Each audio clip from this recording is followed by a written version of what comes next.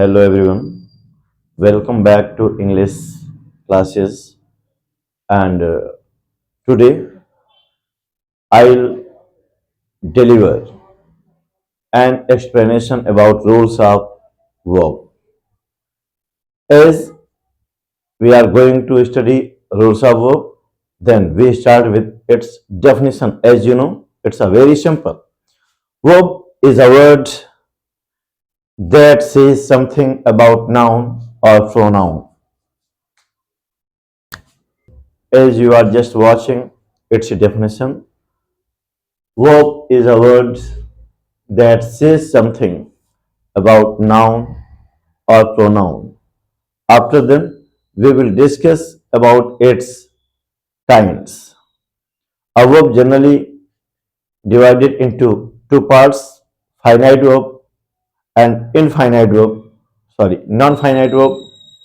After then, infinite verb is divided into four parts, transitive verb, intransitive verb, linking verb, and auxiliary verb. While non-finite verb is divided into three parts, infinitive, gerund, and participle.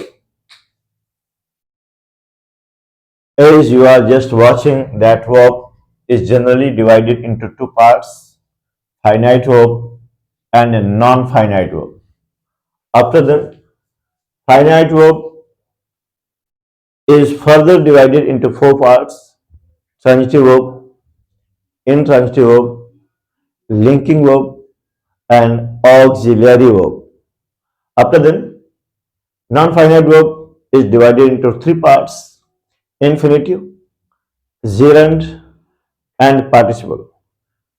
And after then, we will try to understand about all these parts of finite verb and non-finite verb after that.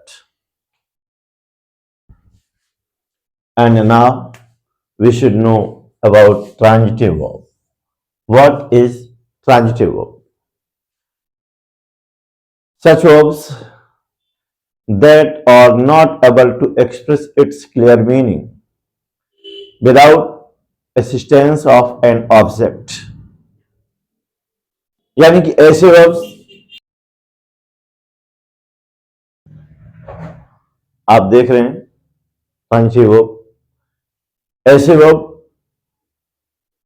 that are unable to express its clear sense without the assistance of an object.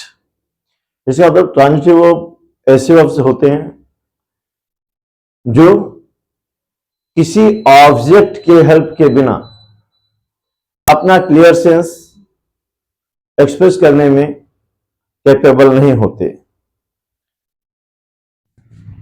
तो such type of verb are known by transitive verb, and you should know between transitive verb and its object, between transitive verb and its object, no preposition should be used. Object direct comes after transitive verb. Okay, after then, if you want to see some examples, then they are, as you are just watching, here are three examples of transitive verb. I just told you that transitive verb, between transitive verb and its object, no preposition should be used between both of them. Read, transitive verb है. Thomas has completed the work. This one is verb and this one in object, and there is no preposition between both of them. That's why this one is transitive verb. And in third example, you are seeing played is verb and hide and seek is its object, and there is no preposition between both of them. That's why this one is a transitive verb. लेकिन मैं आपको बता दूं, वास्तव में आप पहचानेंगे कैसे ट्रांजिटिव वर्ब. तो याद रहे ऐसे वर्ब्स जिनमें व्हाट का क्वेश्चन सुइटेबल हो। व्हाट मीन्स क्या। ऐसे वर्ब जिसमें क्या का क्वेश्चन सुइटेबल हो और उससे वेरिएशन का सेंस जाएगा तो आप उसे ट्रांजिटिव वर्ब कहेंगे पहचानने के लिए। जैसे यहां पर है Harry reads the book. Harry book पढ़ता है। तो सपोज क्या पढ़ता है, हमने क्वेश्चन किया, हमने बताया ट्रांजिटिव वर्ब आइडेंटिफाई करने के लिए हमें व्हाट का क्वेश्चन क्या का क्वेश्चन करना चाहिए और उससे वेरिएशन का सेंस जाए, क्या का क्वेश्चन सूट करे उसे और उससे वेरिएशन का सेंस जाए, वो ट्रांजिटिव वर्ब होगा। जैसे कि हैरी क्या पढ़ता है, व्हाट हैरी रीड्स। हैरी क्या पढ़ता है, टेक्स्ट बुक पढ़ता है, नॉवेल पढ़ता है, ड्रामा पढ़ता है, न्यूज़पेपर पढ़ता है, मैगजीन पढ़ता है, क्या पढ़ता है। तो क्या पढ़ता है, ये क्या का क्वेश्चन सुइटेबल है यहां पर और इससे वेरिएशन का सेंस भी जा रहा है। नॉवेल पढ़ता है, ड्रामा पढ़ता है, मैगजीन पढ़ता है, टेक्स्ट बुक पढ़ता है, क्या। तो ऐसा कोई भी वर्ब जिसमें व्हाट का क्वेश्चन सुइटेबल होगा, क्या का क्वेश्चन सुइटेबल होगा और इससे वेरिएशन का सेंस जाएगा, वो ट्रांजिटिव वर्ब है। जैसे Thomas has completed the work. Thomas ने अपना काम कंप्लीट किया तो हो जाएगा टॉमस ने क्या कंप्लीट किया, वर्क, सिंगिंग, ड्राइंग, कुकिंग। उसने कंप्लीट क्या किया, क्या क्या क्वेश्चन सुटेबल हो रहा है और उससे वेरिएशन का सेंस जा रहा है। उसने कुकिंग कंप्लीट किया, उसने सिंगिंग कंप्लीट किया, वो क्या क्या क्वेश्चन सुटेबल होगा और उससे वेरिएशन का सेंस जाएगा, वो ट्रांजिटिव वर्ब होगा। वर्ब उसके ऑब्जेक्ट के बीच में किसी प्रीपोजिशन का प्रयोग नहीं होता। Children, third example, children played hide and seek. Children ने हाइड एंड सीक खेला। क्या खेला, hide and seek, kho kho, kabaddi, chess, क्या खेला। तो ये वेरिएशन का सेंस जाता है, क्या का क्वेश्चन सुटेबल है। तो ये बेसिक आइडेंटिटी मैंने बताया पहचानने के लिए कि ट्रांजिटिव वर्ब वास्तव में कौन सी है, कौन सा वर्ब ट्रांजिटिव वर्ब होगा या कौन सा नहीं होगा, मैंने आपको बताने का प्रयास किया। अब हम देख रहे हैं इंट्रांजिटिव वर्ब्स के विषय में। I am going to tell you about intransitive verbs. Which verbs are known by intransitive verb? And you should know that intransitive verbs are capable to express its clear meaning without any support of an object.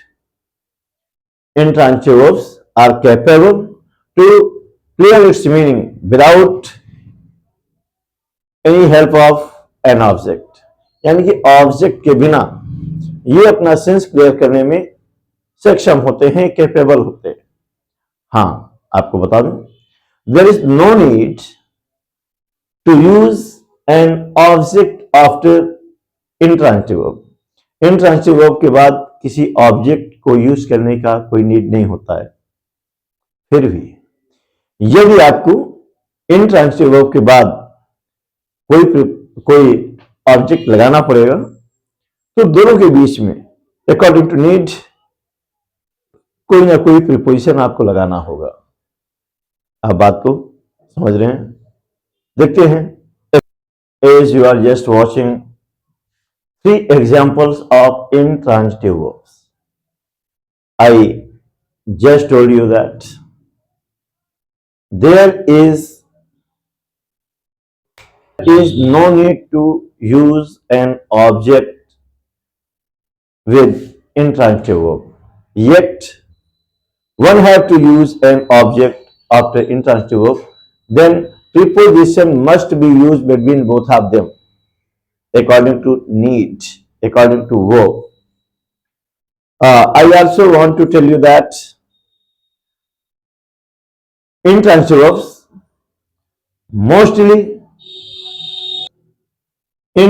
verbs mostly belong to physical work or as Mariam goes to temple, goes physical work है, actions है.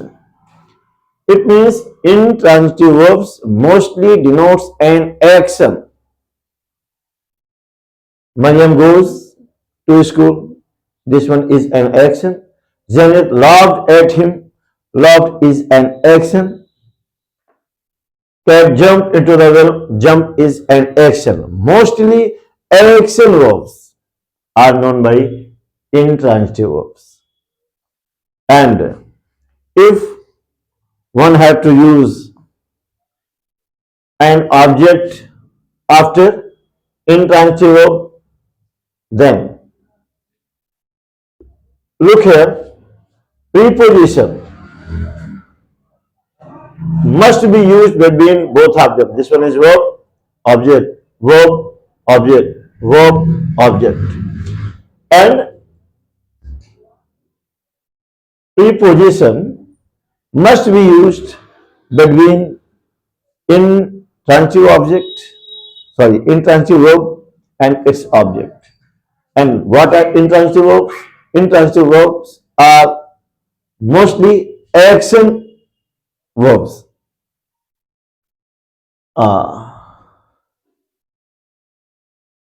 Just as I just told you that what is suitable for transitive verb, but question, what is not suited with intransitive verb? intransitive verb के साथ what का question suit नहीं करता. जैसे अभी हमने बताया उसने क्या पढ़ता है, हमने बताया नॉवेल पढ़ता है, ड्रामा पढ़ता है, स्टोरी पढ़ता है. और वो क्या खेलता है, हॉकी खेलता है, फुटबॉल खेलता है, खो खो खेलता है, कबड्डी खेलता है, चेस खेलता है. क्या का क्वेश्चन सूट करता है, वो वेरिएशन का समझाता है. और यहाँ पर देखिए क्या का क्वेश्चन नहीं सूट करता. मरियम जाता है, क्या जाता है, जैसे क्या पढ़ता है वो तो समझ में आता है, न्यूज़पेपर पढ़ता है, टेक्स्ट बुक पढ़ता है, क्या पढ़ता है. क्या जाता है, क्या का क्वेश्चन सूट नहीं करता. मेरी बात समझिए, मैं आइडेंटिफिकेशन बता रहा हूं. Technically how one can identify that the particular verb related to transitive verb और intransitive verb. Laughed at him, हंसता है वो, मरियम उस पर हंसी, क्या हंसी. यहां पर व्हाट का क्वेश्चन सूट नहीं करता. जिन वर्ब्स में क्या का क्वेश्चन व्हाट का क्वेश्चन सूट नहीं करेगा वो इंट्रांसिटिव होगा. मैं टेक्निकली बता रहा हूं how to identify the verb belong to transitive और intransitive.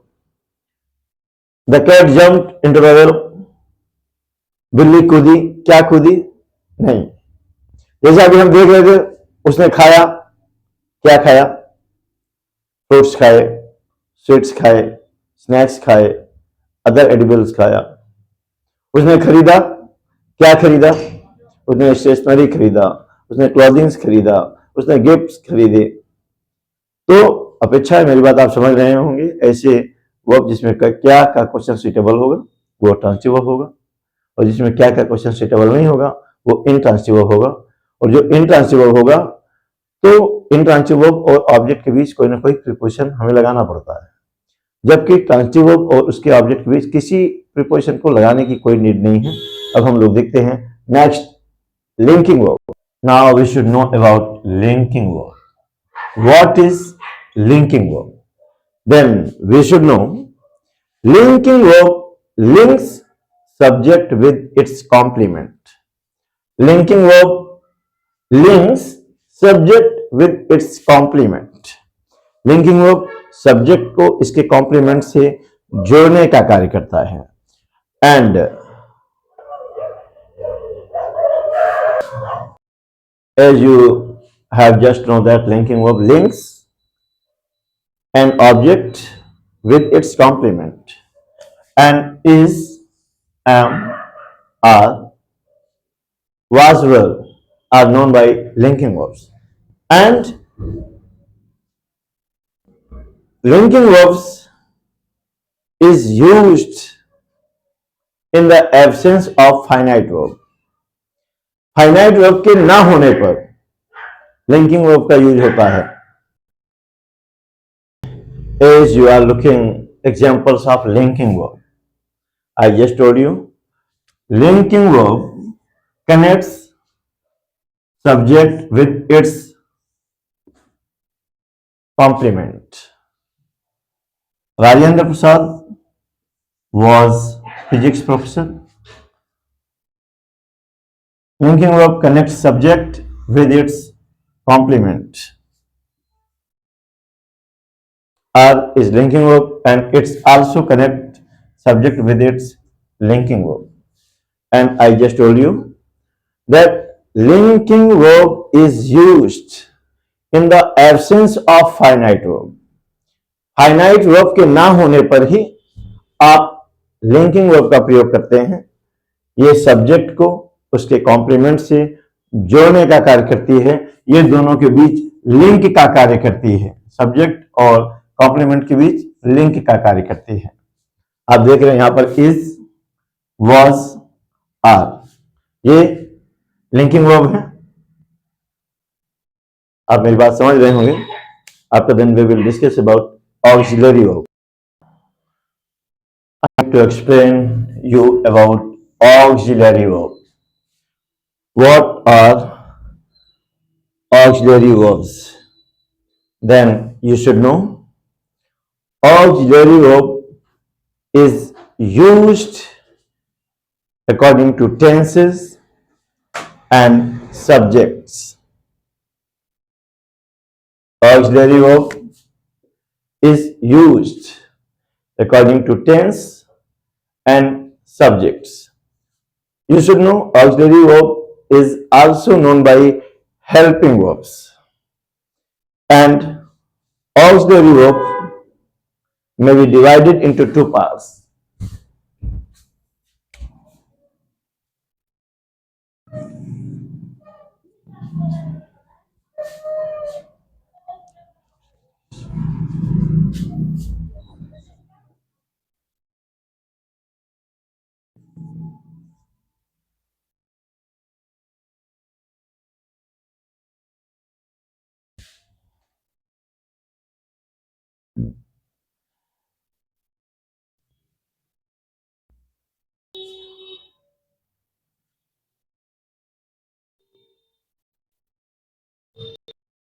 Okay, as I have just told you about auxiliary verbs.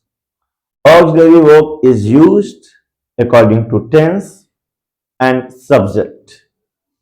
Auxiliary verbs is also known by helping verb. Auxiliary verb का प्रयोग आप tense के according और उसके subject के according करते हैं।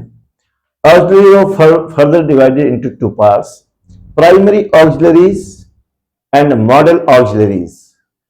And under primary auxiliaries comes be verb.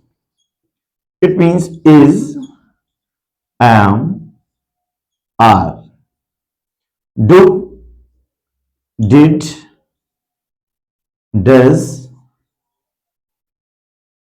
do, and has and had. As you are seeing, under do verb comes is, am, are, and do verb under did and does comes, while under have verb has and had comes. While modal auxiliaries, under modal auxiliaries comes the following verbs: may, might, can, could, should, would, ought, something. I also gave you a special video on modal verbs, modal auxiliaries. हमने model auxiliaries पर के base पर भी हम already एक video दे चुके हैं आपको। इस तरीके से हमने ये फाइनाइट वर्ब्स की काइंड्स को देखा। आते हैं मेन रूल्स पर। Rule first, before its I explained different types of verbs and its kinds, and now we arrived on rule number first. And rule first is verb is used according to noun or pronouns persons or number that comes as a subject, यानी कि वो subject के रूप में आए noun या pronoun के person व नंबर के अनुसार प्रयोग की जाती है। आपको मैंने बताया वो is used according to noun or pronoun that is used as a subject, वो noun या pronoun जो कि सब्जेक्ट के रूप में यूज हुआ है उसके पर्सन व number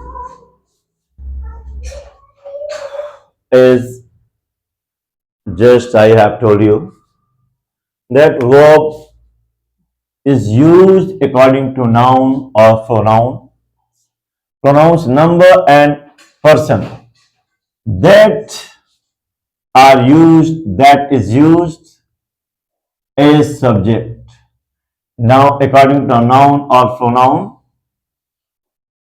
number and person that is used as a subject, यानी कि हम किसी भी वर्ब का प्रयोग सब्जेक्ट के रूप में आए नाउन या प्रोनाउन के नंबर एवं पर्सन के अकॉर्डिंग करते हैं। एग्जाम्पल आप देख रहे हैं, the child want to buy some toys, as you are seeing this one is singular, subject is singular and here verb is plural. How we can say that want is plural? Then you should know generally a verb is always in plural form. Generally कोई भी verb plural form में ही होती है, कोई भी verb plural form में ही होती है। उसे आप सिंगुलर बनाना चाहते हैं तो या तो उसके साथ कोई ऑक्सिलरी वर्ब यूज करेंगे या फिर आप उस प्लूरल वर्ब को एस या ईएस उसमें ऐड करके आप सिंगुलर बना सकते हैं। तो आप जानते हैं सब्जेक्ट सिंगुलर है तो वर्ब भी सिंगुलर होगा, सब्जेक्ट प्लूरल है तो वर्ब भी प्लूरल होगा।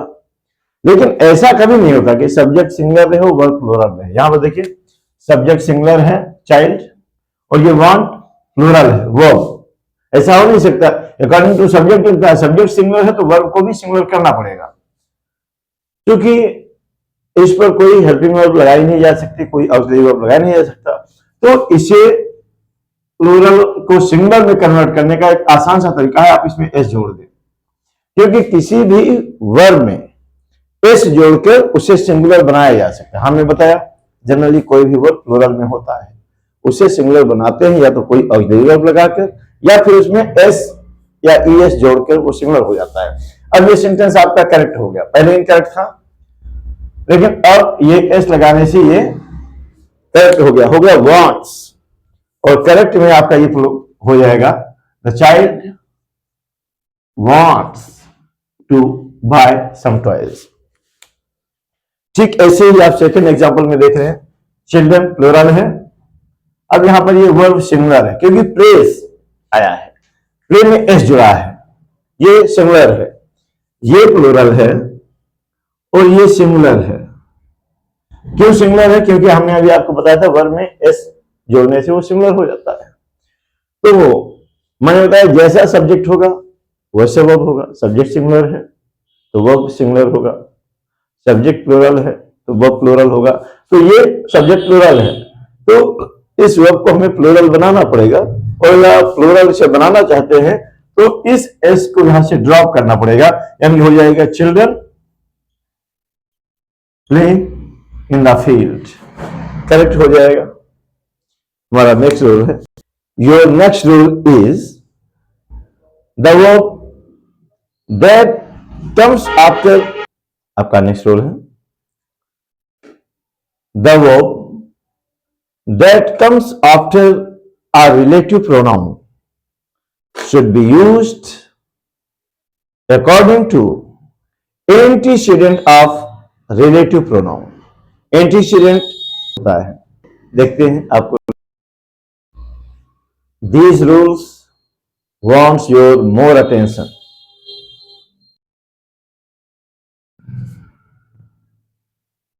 Be attentive if you want to clarify all the verbs rule. Then the rule is the verb that comes after relative pronoun, यानी कि ऐसा verb जो कि relative pronoun के बाद आता है, should be used, उसका प्रयोग करना चाहिए according to antecedent. Antecedent होता है पूर्व आने वाले, पूर्व एंटीसीडेंट ऑफ रिलेटिव प्रोनाउन, यानी कि वो जो कि रिलेटिव प्रोनाउन के बाद यूज होता है, जो रिलेटिव प्रोनाउन के बाद आता है, उसे यूज करना चाहिए रिलेटिव प्रोनाउन के पहले आने वाले शब्दों के अनुसार।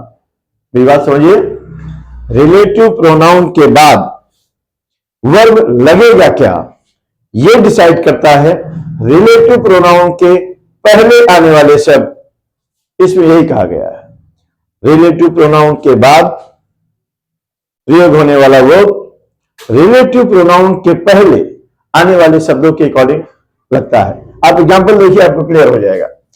देखिए, ये रिलेटिव प्रोनाउन है, आप देख रहे हैं हु रिलेटिव प्रोनाउन है, हु के बाद ये वर्ब आया है, और रूल है कि रिलेटिव प्रोनाउन के बाद वर्ब लगेगा क्या, ये डिसाइड करता है रिलेटिव प्रोनाउन के पहले वाले आने वाले शब्द। आई आया है तो आई के अकॉर्डिंग यहां पर एम हो जाएगा।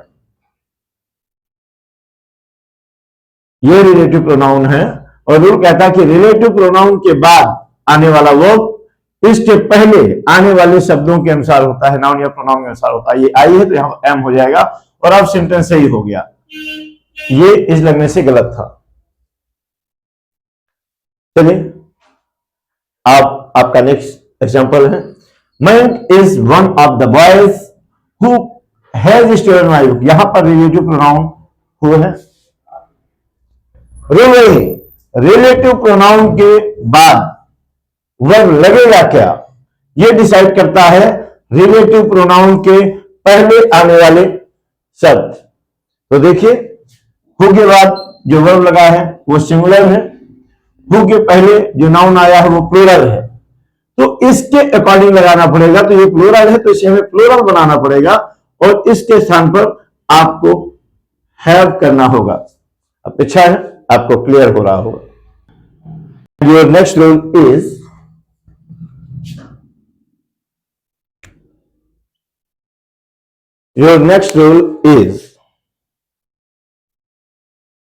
when a plural noun works as a unit, that is, it reflects a certain amount or distance, then in this condition verb must be used in its singular form। यानी कि जब किसी plural noun का प्रयोग एक unit के रूप में हुआ होगा, अर्थात जब प्लूरल नाउन से एक निश्चित अमाउंट, एक सर्टेन अमाउंट, निश्चित रकम का सेंस हो, एक सर्टेन डिस्टेंस का सेंस हो या सर्टेन मेजरमेंट का सेंस हो, तो ऐसी स्थिति में सिंगुलर वर्ब का प्रयोग किया जाता है। आप देख रहे हैं। Next rule is when plural noun is used as a unit, when plural noun is used as a unit, that is, it reflects certain amount, certain distance or certain measurement, then singular verb is used there। यानी कि जब plural noun एक unit का कार्य करे, एक इकाई का कार्य करे, अर्थात जब प्लूरल नाउन से एक निश्चित रकम, एक निश्चित दूरी या एक निश्चित नाप का बोध हो, तो इनके साथ सिंगुलर वर्ब का प्रयोग किया जाता है। अब देखें, सब्जेक्ट है 50,000 रुपीज, अब यहां पर आपको चूज करना है इज या आर। अ लार्ज अमाउंट, यहां पर चूज करना क्या होगा? 50,000 रुपीज एक लार्ज अमाउंट है, एक बड़ी रकम है। ये प्लूरल है और एक निश्चित रकम की बात करता है, एक सर्टेन अमाउंट की बात करता है। जब प्लूरल नाउन एक निश्चित रकम का सेंस देगा तो इसके साथ प्रयोग होने वाला वर्ब सिंगुलर होगा, ये आपको यहां पर बताया गया। तो इसका मतलब इसे आपको ऑप्ट करना चाहिए, you must opt is as a verb here. Next 20 miles was regarded as a long distance। 20 mile एक लंबी दूरी मानी जाती थी ओल्डन डेज में। ये प्लूरल नाउन है बट एक सर्टेन डिस्टेंस एक्सप्रेस करता है, रिफ्लेक्ट करता है। तो जब भी प्लूरल नाउन एक सर्टेन अमाउंट रिफ्लेक्ट करे, सर्टेन डिस्टेंस रिफ्लेक्ट करे, सर्टेन मेजरमेंट रिफ्लेक्ट करे, तो इसके साथ वर्ब सिंगुलर लगता है। बोलिए क्या लगेगा यहां पर? वर्ब या वाज? हाँ, निश्चित दूरी, ये प्लूरल नाउन है, एक निश्चित दूरी दिखा रहा है, सिंगुलर वर्ब आप लगाएंगे। 3 parts of the work was completed। काम का 3 हिस्सा पूरा कर लिया गया है, पूरा किया गया। ये भी गलत है क्या? जी नहीं, ये सही है। ये 3 parts of the work, ये निश्चित मात्रा बता रहा है, जिसके साथ सिंगुलर वर्ब लगता है वो लगा है, ये सही है।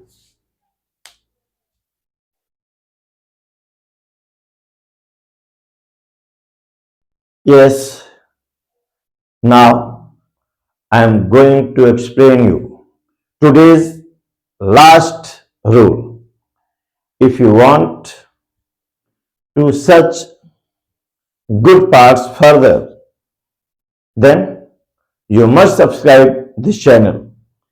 अगर आपको ये फैक्ट्स अच्छे लगे और आप इसके आगे भी इसके पार्ट्स पाना चाहते हैं, पार्ट सेकेंड, थर्ड, फोर्थ, तो आप चैनल को सब्सक्राइब करें।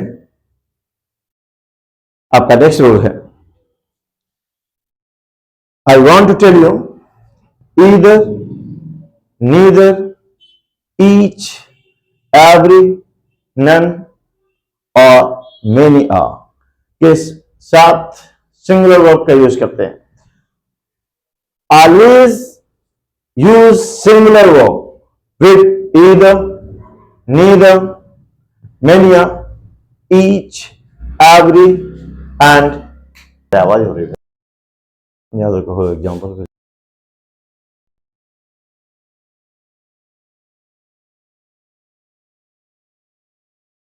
जी आप देख रहे हैं, singular verb must be used with either, neither, each, every, none और many are. Either, neither, each, every, none या मेनी आर के साथ हमेशा सिंगुलर वर्ब का प्रयोग करते हैं। आप एग्जांपल देख रहे हैं, है each of the girls have got a prize।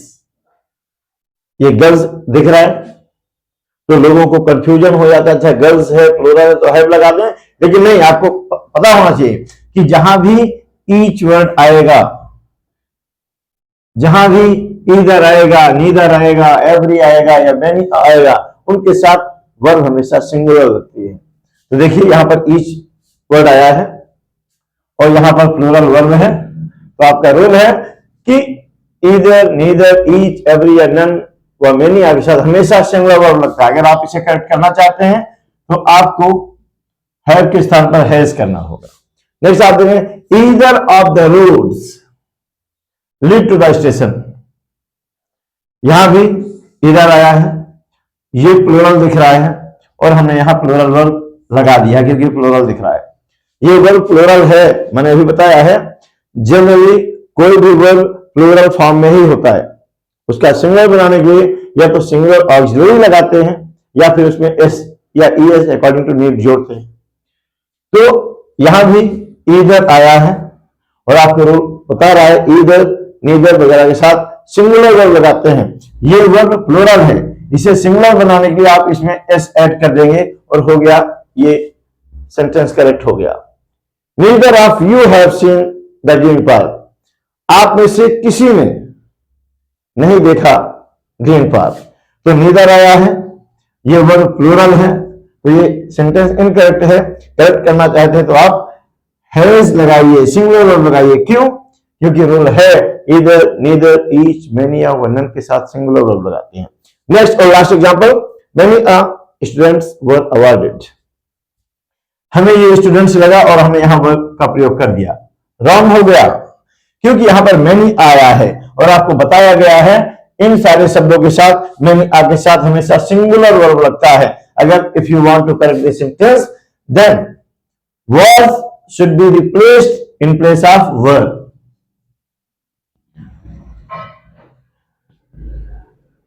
आपको ये वीडियो कैसे लगी आप कमेंट करके जरूर बताएं, और अगर आप ऐसे ही यूजफुल वीडियोस पाना चाहते हैं वर्ब के, तो आप चैनल को सब्सक्राइब करें, पसंद आया तो लाइक और शेयर करें। Thank you.